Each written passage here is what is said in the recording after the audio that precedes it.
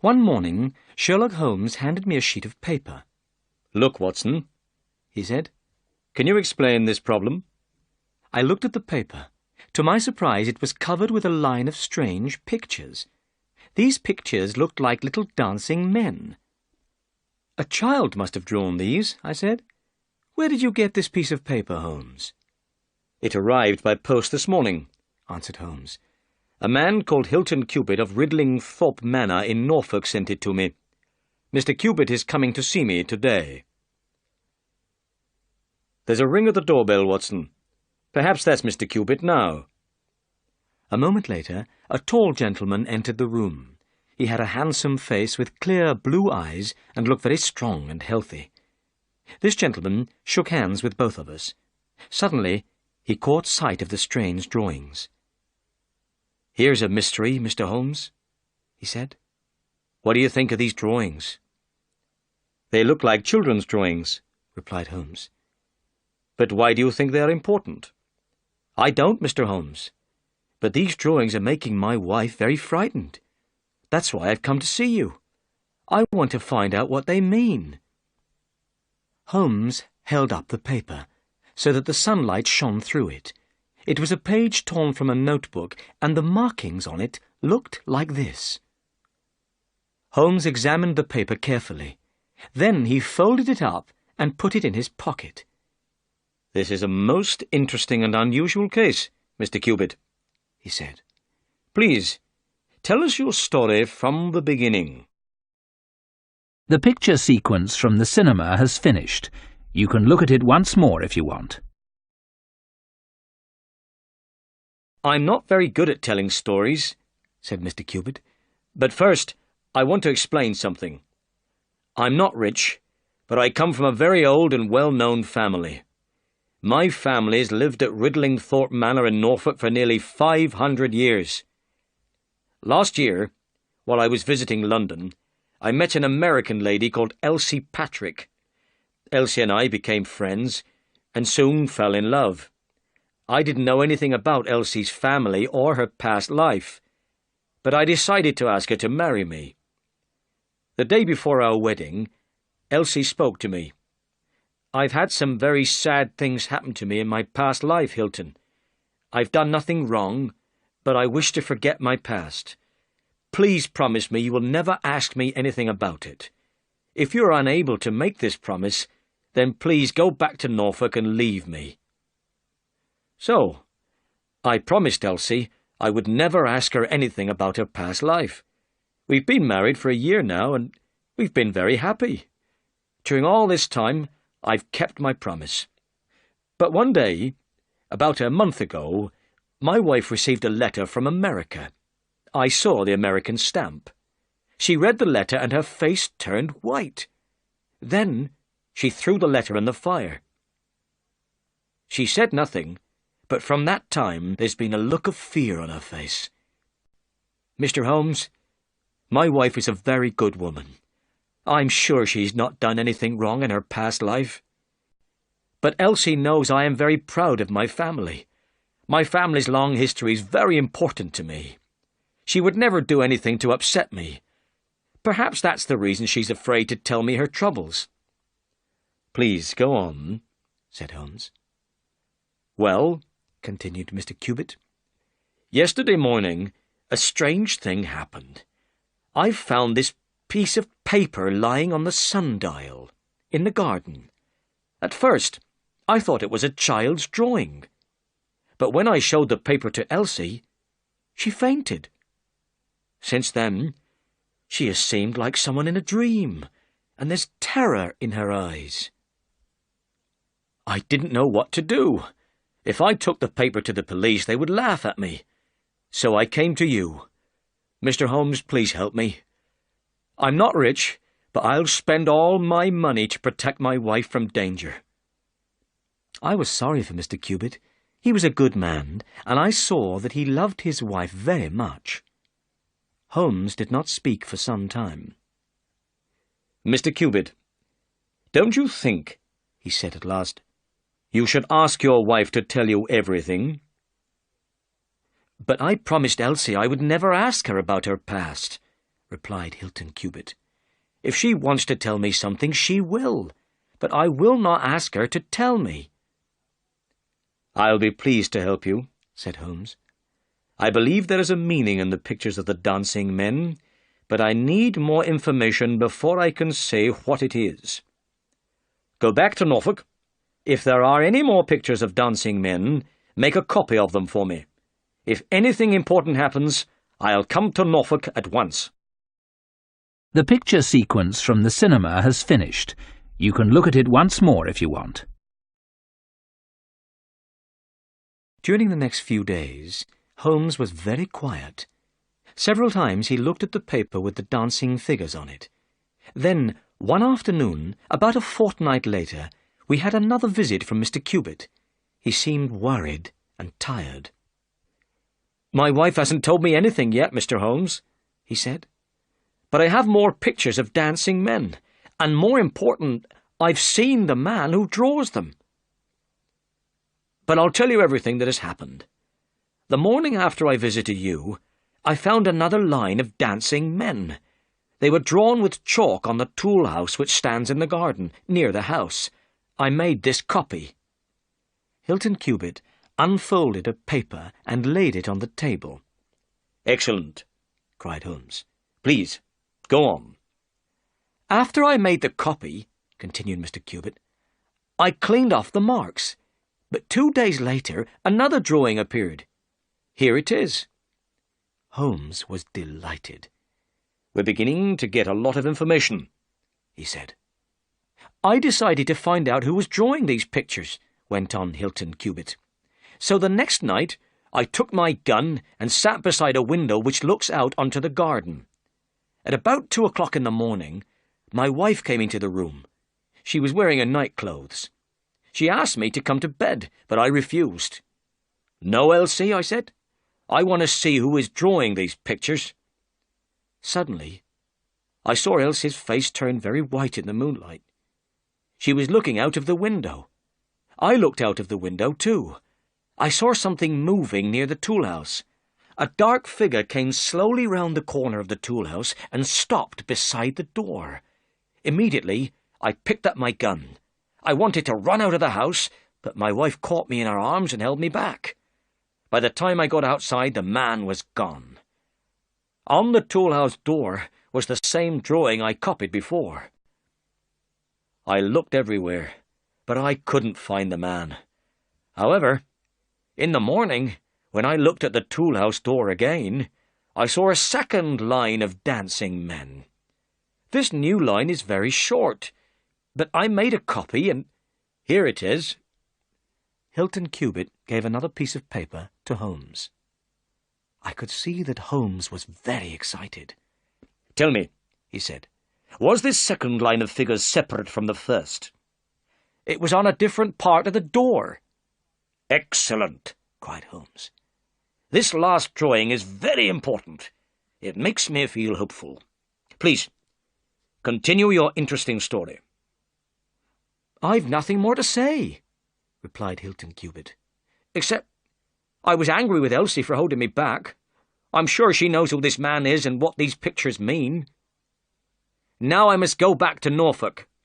Elsie is very frightened, and I don't want to leave her alone at night." "Well," said Holmes, "please leave these pictures with me. I will examine them carefully. I think I'll be able to solve the mystery soon." The picture sequence from the cinema has finished. You can look at it once more if you want. As soon as Hilton Cubitt left the room, Holmes ran to a table. He put all the papers with pictures of dancing men on the table. He began to examine them carefully. For the next 2 hours, Holmes worked hard examining the papers. At last, he jumped up excitedly. Then he sat down again and wrote out a long telegram. "As soon as we get an answer to this telegram, Watson," he said, "we'll visit Mr. Cubitt in Norfolk. I have some important information for him." I was very curious about the telegram. I very much wanted to know what Holmes had found out about the meaning of the dancing men. But I didn't ask any questions. I knew Holmes would tell me when he was ready. 2 days passed. Then, on the evening of the second day, Holmes received another letter from Hilton Cubitt. In this letter, Mr. Cubitt said he had found a new drawing of dancing men. He had found the drawing that morning on the sundial in the garden. Mr. Cubitt had made a copy of the drawing in his letter. Holmes examined these pictures carefully. Suddenly, he jumped up. "We must go to Norfolk at once, Watson," he said. At that moment, a telegram arrived for Holmes. It was the answer he had been waiting for. Holmes read the telegram, and his face looked serious. "Mr. Cubitt is in terrible danger," he said. "He needs our help." But unfortunately, we were not able to go to Norfolk that evening. It was late and the last train had gone. The next train was not until the morning. In the morning we travelled to Norfolk. At the station we asked our way to Ridlingthorpe Manor. "Are you the detectives from London?" the station master asked. "Why do you think we are detectives from London?" asked Holmes in surprise. "Because the Norfolk police are already on their way to Ridlingthorpe Manor," said the station master. "But perhaps you are doctors. The lady isn't dead yet. You may be in time to save her life." Holmes looked very worried. "What do you mean?" he asked. "What has happened at Ridlingthorpe Manor?" "It's terrible news," replied the station master. "Both Mr. Hilton Cubitt and his wife have been shot. Mr. Cubitt is dead, and his wife is seriously injured." The picture sequence from the cinema has finished. You can look at it once more if you want. At once, Holmes hurried to a carriage. During the journey to Ridlingthorpe Manor, he did not speak at all, but I could see he was very worried. Holmes had known that Hilton Cubitt was in danger, but he had not arrived in time to save his client. At last, we could see a large old house through the trees. This was Ridlingthorpe Manor. As we came near the front door, I saw the tool house and the sundial in the garden. These were the places where Hilton Cubitt had found pictures of dancing men. A carriage was standing outside the front door, and a small man was getting out. This man introduced himself as Inspector Martin of the Norfolk Police. Holmes introduced himself to Inspector Martin. Inspector Martin was very surprised when he heard my friend's name. "But, Mr. Holmes," he said, "the crime was committed only a few hours ago, at 3 o'clock this morning. How did you get here from London so quickly?" "When I left London, I didn't know a crime had been committed," replied Holmes. "I was on my way here to prevent a crime, but I'd arrived too late. Now, Inspector Martin, shall we work together on this investigation, or do you want to work alone?" "I'd be very pleased to work with you," replied the inspector. "Good," said Holmes. "Then let's try to find out what happened." At that moment, the doctor, an old white-haired man, came downstairs from Mrs. Cubitt's room. The doctor said the lady was very badly injured, but that she would not die. The bullet which wounded Mrs. Cubitt had gone into her brain. The gun which fired the bullet had been very close to her. Hilton Cubitt had been shot through the heart. A gun had been found lying halfway between the two bodies. 2 shots had been fired from the gun. But we did not know if Mrs. Cubitt had shot her husband first and then shot herself, or if Mr. Cubitt had shot his wife and then killed himself. "Has Mr. Cubitt's body been moved?" asked Holmes. "No," replied the doctor. "We had to move the lady. We couldn't leave her lying injured on the floor." "Who found the body?" 2 of the servants," said the doctor. "Then let's hear their story," said Holmes. The 2 women told their story very clearly. They had been awakened from their sleep by a loud noise. A minute later, they heard another noise. Both women ran downstairs from their rooms. The door of a downstairs room was open, and Mr. Cubitt lay dead on the floor. Near the window, his wife was sitting with her head against the wall. One side of her face was red with blood. The window was shut, and the room was full of smoke and the smell of gunpowder. Immediately, the two servants sent for the doctor. When he arrived, they carried Mrs. Cupid upstairs. The servants did not understand why the crime had been committed. Mr. and Mrs. Cupid had been in love with each other and had never quarrelled. "Tell me," said Holmes, "when did you first notice the smell of gunpowder?" "When we ran out of our rooms upstairs," replied the women. "Good," said Holmes. "Now let's examine the room downstairs." The picture sequence from the cinema has finished. You can look at it once more if you want. The room was small, with a window looking onto the garden. Mr. Cupid's body lay on the floor. "You can take away the body now," said Holmes. Then he turned to the doctor. "Have you found the bullet which injured Mrs. Cupid?" he asked. "No," replied the doctor. "The bullet is still somewhere in her brain. We will have to operate to remove the bullet." "We know that 2 bullets were fired from the gun," said Inspector Martin, "and we know where each bullet went. 1 bullet killed Mr. Cupid, and the other injured his wife." "Yes," said Holmes, "but what about the 3rd bullet? The bullet which passed through the window frame?" He turned suddenly and pointed to a hole in the bottom of the window frame.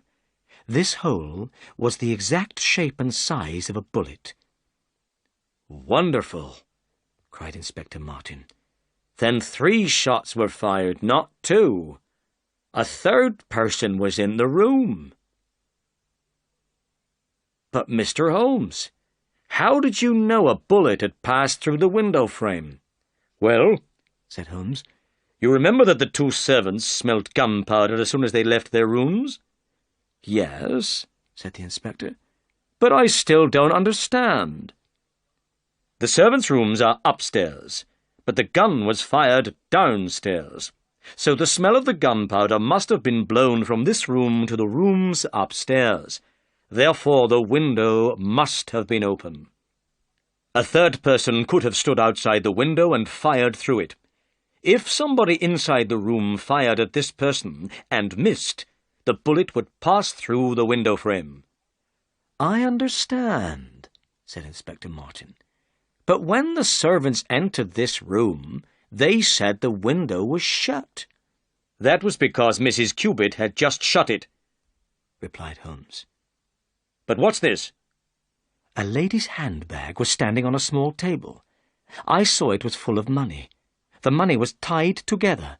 We counted 20 50-pound notes. "This money is important evidence," said Holmes. "And now let's find out where the 3rd bullet went after it passed through the window frame." We all went outside into the garden. There were flowers planted underneath the window. The flowers were broken, and there were large footprints on the ground. Holmes searched in the grass. Suddenly he bent forward and picked something up. It was the missing bullet. "I think, Inspector," he said, "that our case is nearly solved." "But, Mr. Holmes," said the inspector, "who was this other person and how did he get away?" "I will tell you later," said Holmes. "First, I want to know if there is a place near here called Elridge's." We asked the servants, but none of them had ever heard the name. Then the boy who worked with the horses remembered a farm with that name. This farm was a very lonely place, many miles away, near a village called East Rushton. Holmes thought for a moment. Then he smiled strangely. "Bring a horse," he said to the boy. "I want you to take a message to Elridge's farm." Then Holmes took from his pocket all the papers with the pictures of the dancing men on them. He sat down at a table and worked carefully. Finally, he handed a note to the boy. "Give this note to the person whose name is written on the outside," said Holmes, "and don't answer any questions." I looked at the outside of the note. It was addressed in large writing to Mr. Abe Slaney, Elridge's Farm, East Rushton, Norfolk. Then Holmes turned to Inspector Martin. I think you should get more policemen, he said. We'll have to catch a dangerous criminal. The picture sequence from the cinema has finished. You can look at it once more if you want. After the boy had left, Holmes gave some instructions to the servants. If anybody comes and asks for Mrs. Cupid, he said, do not tell the person that she is ill. Show the person straight into the sitting room. There are some things I want to explain, Holmes said. Then he told the inspector about Hilton Cubit's visits to us in London and the pictures of the dancing men. These drawings are a kind of secret writing, said Holmes. They look like children's drawings, but they are messages. Each picture of a dancing man is a letter of the alphabet. Let me show you how it works. The letter of the alphabet which appears most often in English is E. The picture of the dancing man which appeared most often was this.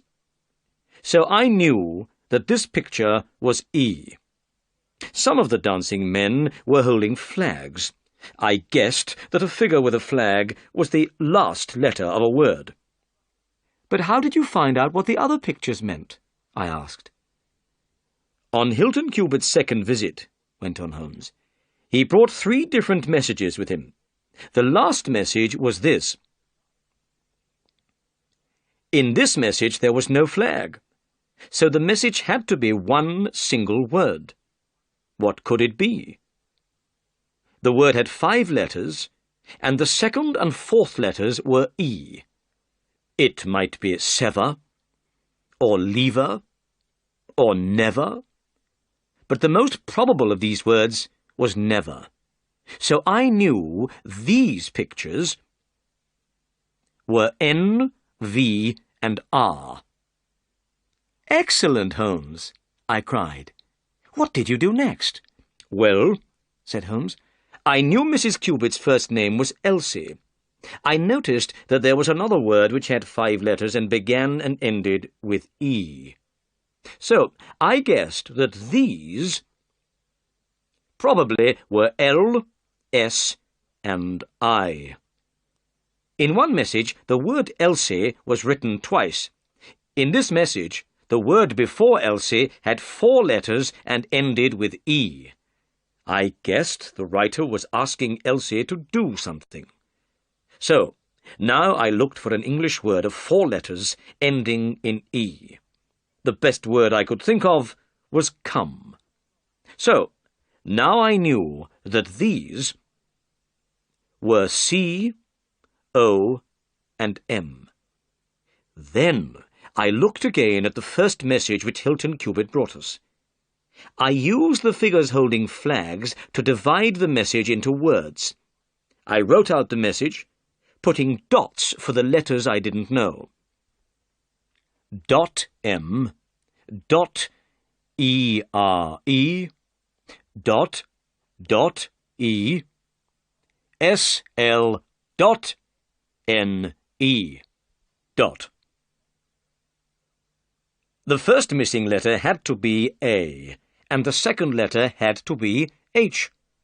Am here A dot E S-L-A-N-E dot. Clearly, the 2 missing letters were part of somebody's name.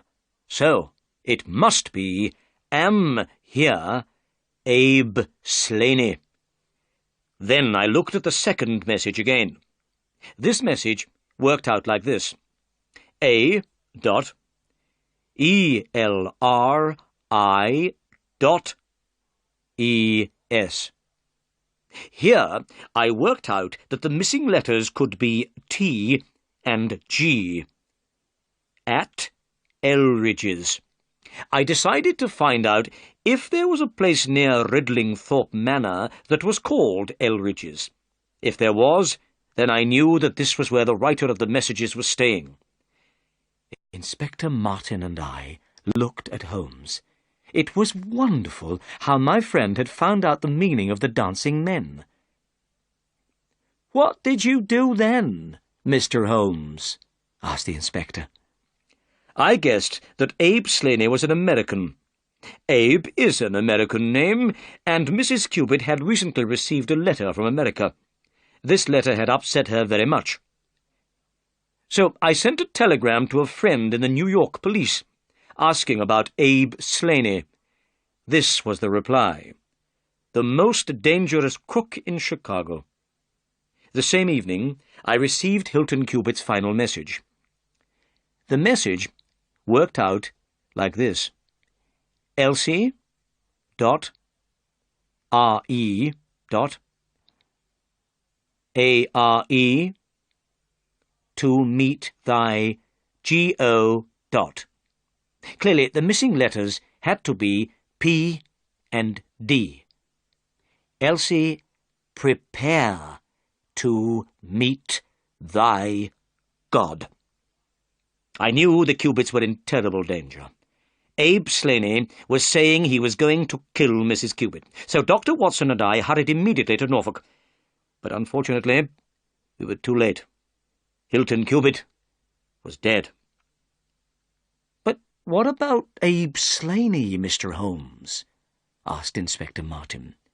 "If he is the murderer and he's at Elridge's, he may escape." "Don't worry," said Holmes. "He won't escape. He's coming here." "Here?" said Inspector Martin in surprise. "Why should he come here?" "Because I have written and asked him to come here."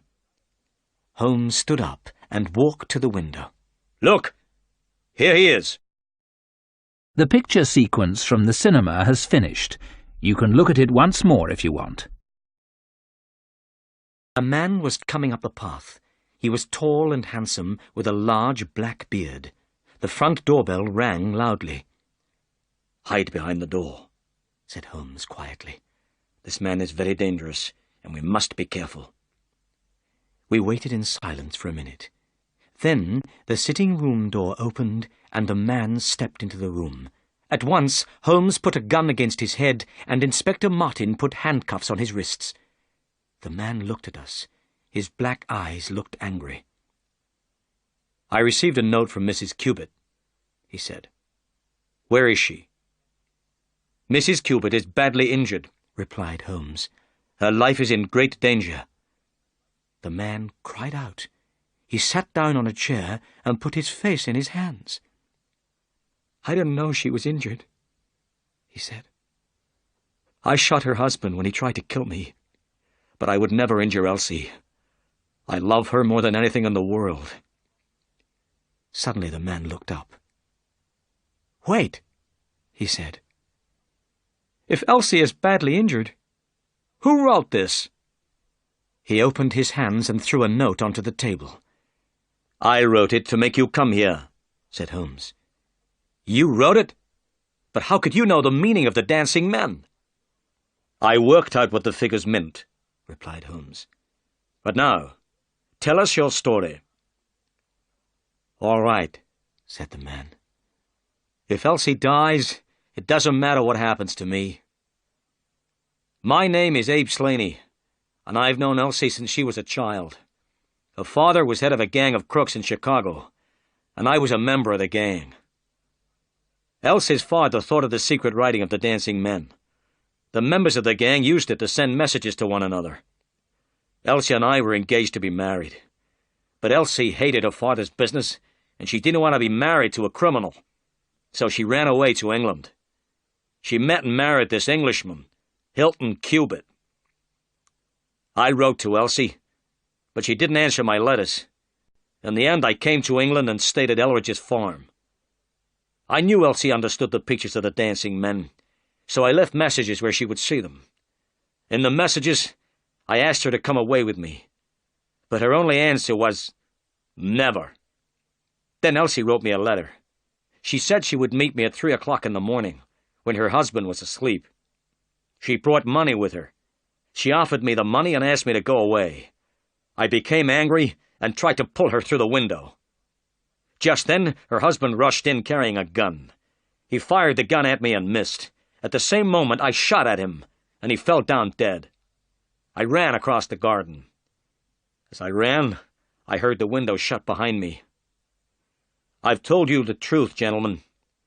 I didn't know Elsie was hurt. She must have shot herself after I left." While Abe Slaney was talking, a carriage arrived with 2 policemen in it. Inspector Martin turned to his prisoner. "It's time for us to go, Slaney.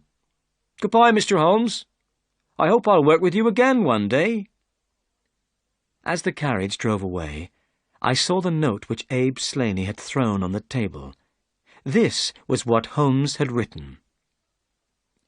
"If you work it out, Watson," said Holmes, "you'll find it means, 'Come here at once.' I knew Abe Slaney would come when he read the note. He would think Mrs. Cubitt had written it." "Well," I said, "criminals have used the dancing men to help them in their crimes, but now the dancing men have been used to catch a criminal." "Yes," said Holmes. "the dancing men have finally done some good."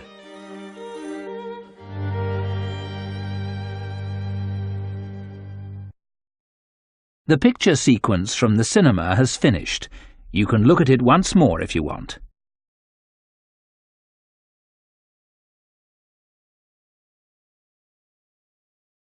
It was 6 o'clock. I was tired. It was time to go home. I did not like my work in the shop. I often had headaches, and my feet were always tired.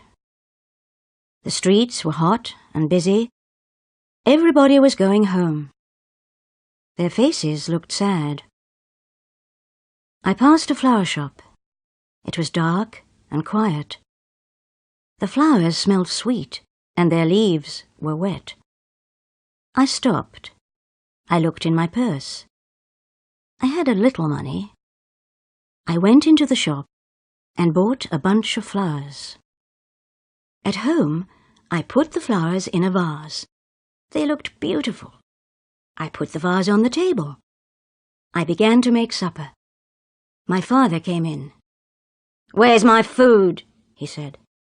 "Nearly ready, Father," I said. He picked up a bottle of whiskey. He poured some into a glass. The bottle was nearly empty. "Give me some money, girl," he said. "I need some more whiskey." "You don't need any more," I said. "Please, Father, don't buy any more." "Shut up and give me some money," he said. "I haven't got any," I said. My father was angry. He began to shout at me. He pointed to the flowers. "You spend money on flowers," he said.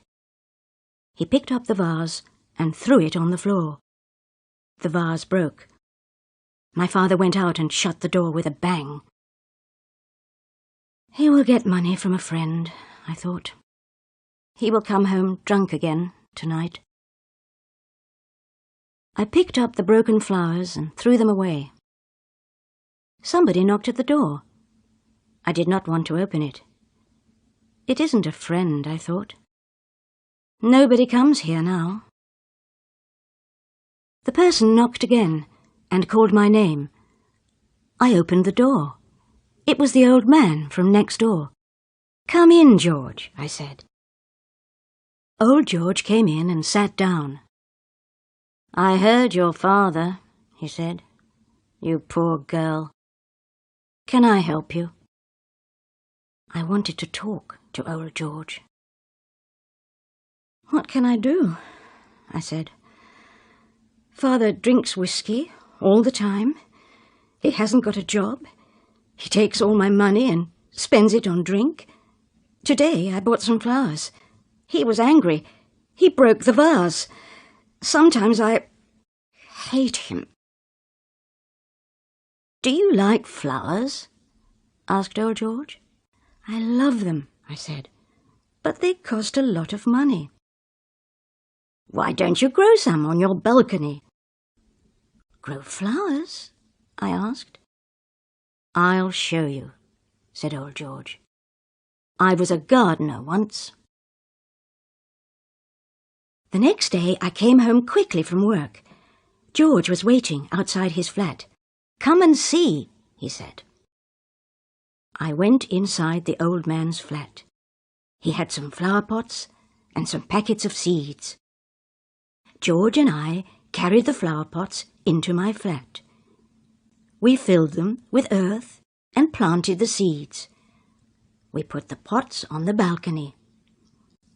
Every evening, George and I worked in our balcony garden.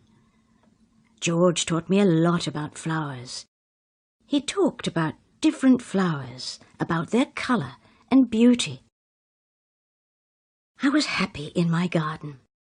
I forgot about my father and my hard work at the shop. George was my friend. I was not lonely any more. The picture sequence from the cinema has finished. You can look at it once more if you want. Months passed. My garden became larger and more beautiful. The flowers opened. My father never came onto the balcony. He did not like flowers. He did not like George. My father was drinking all the time. He always asked me for money, and he often hit me. He looked ill. George was ill too. He coughed and coughed. He was thin and weak. Sometimes he did not come to our garden. He did not leave his bed. One day I cooked some food and took it to George.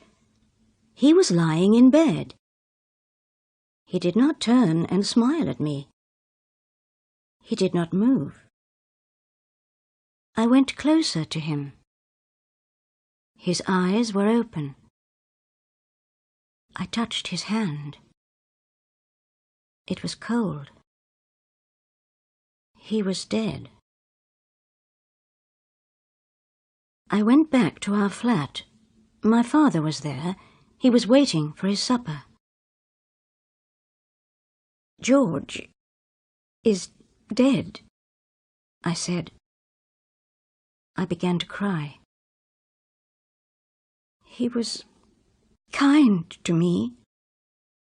I will miss him. My father looked at me, but he said nothing. He took some money and went out of the house. My father came home late that night. "Why are you crying?" he said. "Are you crying for George? You loved that silly old man, didn't you? What about me? I'm your father. You don't care about me." I said nothing. My father began to shout. "I've got a surprise for you, my girl. A nice young man. What do you think of that? He's a good boy. He's a friend of mine. You need a man, not a garden." I stared at my father. I said nothing. "Look at yourself," my father said. "You're not pretty, and you're getting old. Nobody else will marry you." "No, father, no," I said. "I'm not going to marry anybody. I'm staying here. I don't want to leave my garden." "Your garden? Your garden?" my father shouted. "Your silly garden. You spend all your money on plants. You never give me money. You don't talk to me. You talk to old George. I hated him, and I hate your garden." I ran away from my father. I went to my bedroom and locked the door. There was a lot of noise. My father was shouting and breaking things. After a long time, the noise stopped. I left my bedroom and went to the balcony. The balcony door was open. I looked out. The pots were broken and the plants were torn to pieces. The garden was ruined. I went to my father's room. I hate him. I said to myself. I'll tell him. He can kill me. I don't care. My father's door was locked. I banged and shouted. He did not open it. He did not hear me. He was asleep. He was drunk. I went back to my room. What shall I do? I thought. Where shall I go? I looked round the room. I took some clothes and packed them in a bag. I found some packets of flower seeds and put them in the bag. Then I took my purse and counted my money. I did not have very much. The picture sequence from the cinema has finished. You can look at it once more if you want. I left the flat and shut the door quietly. I stood outside George's door for a minute. I wanted to say goodbye. It was dark outside. The roads were empty. There were no cars or people. It was very late.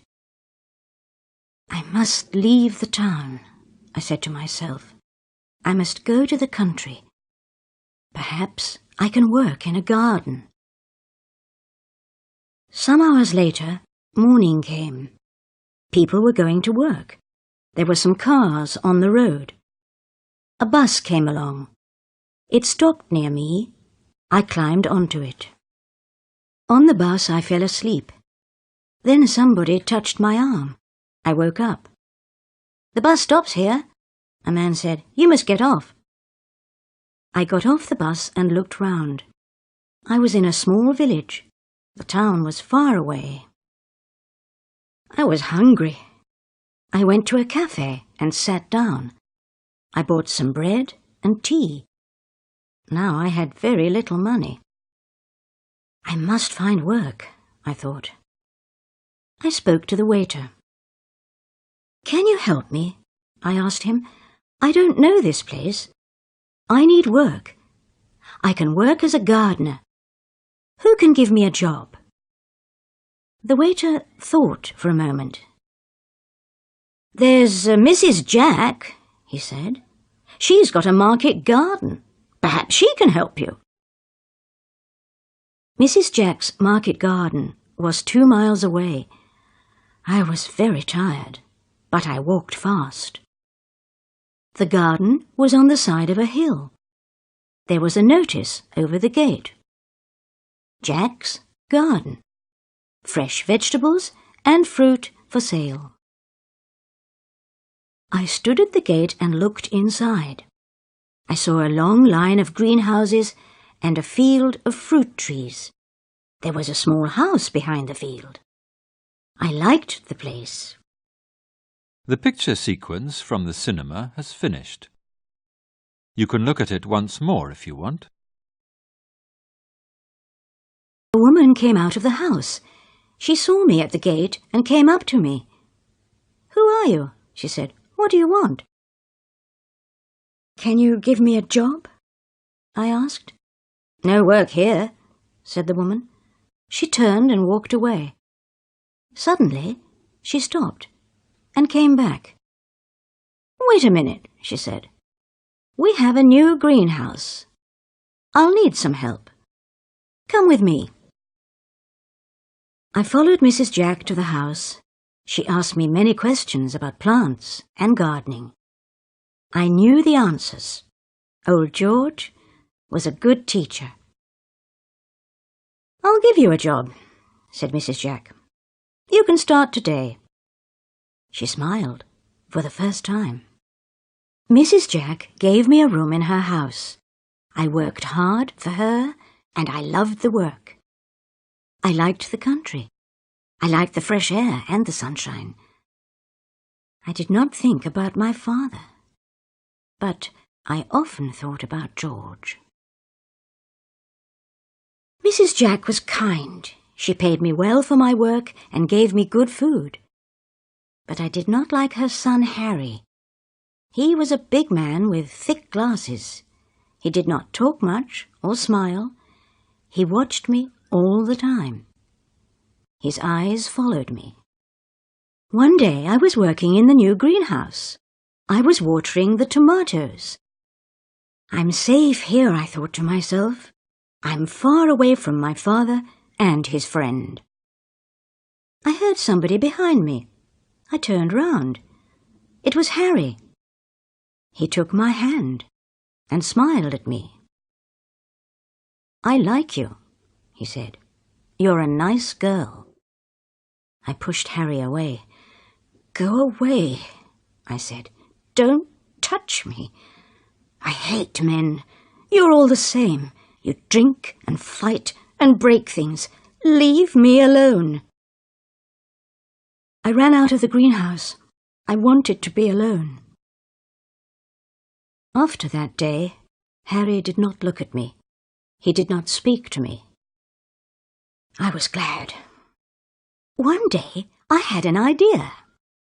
I need my own little garden, I thought. I'll grow some flowers. Then I will forget about Father and Harry. I'll make something beautiful. There was a small piece of ground near the house. I pulled out the weeds and dug the earth. I had George's packet of flower seeds. I planted them in my new garden and watched them grow. My new garden grew well. The flowers had beautiful colours. They smelt sweet. One day, Mrs. Jack visited my garden. "Look, Mrs. Jack," I said. "Flowers grow well here. Why don't we grow some in the market garden?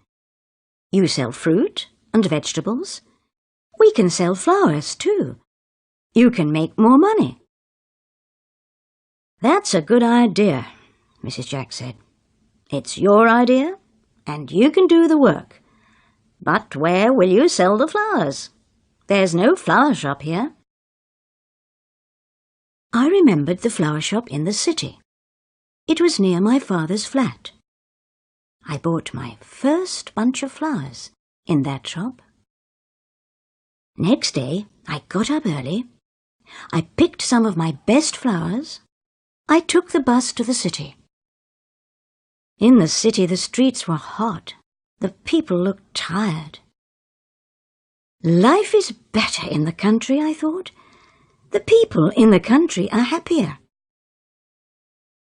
I walked quickly to the flower shop. I looked round all the time. I did not want to meet my father. The people in the shop were friendly. "Yes, we'll buy your flowers," said the manager. "They are very, very beautiful." The picture sequence from the cinema has finished. You can look at it once more if you want.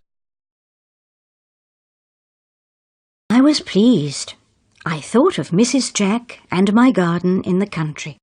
I wanted to go back at once. I left the shop and began to walk quickly. On the corner of the street there was a beggar. He was old and very thin. His clothes were dirty. He had dirty hair and red eyes. He put out his hand. "Help me, lady," he said. "Help a poor old man." I knew his voice. I looked at him. It was my father. I wanted to run away. I wanted to go back to the country and forget my father forever. But I stood still. I felt sorry for him. "Father," I said. His old red eyes looked up. There were tears in them. He knew me. "It's you?" he said. "What happened to you, Father?"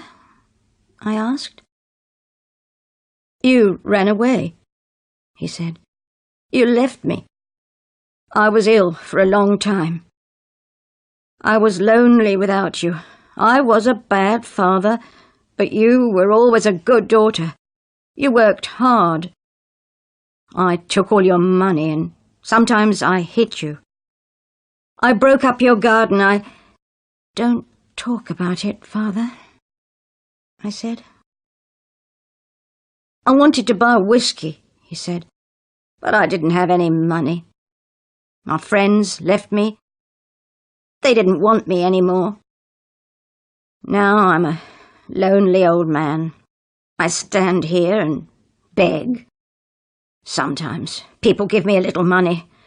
I get a little food. I sold the furniture in the flat, but I kept your things for you. I thought again of my new life in the country.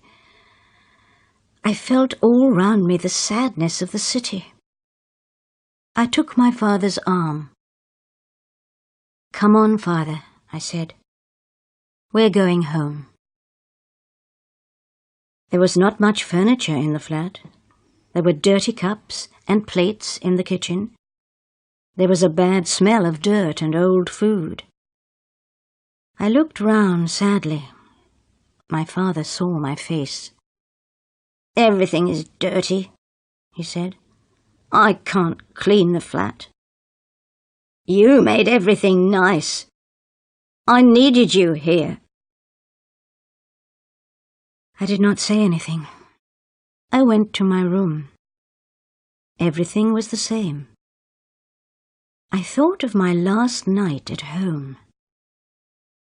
It was a long time ago. I went back to my father. I began to clean the flat. The next day, I wrote a letter to Mrs. Jack. I told her everything. "I am sorry.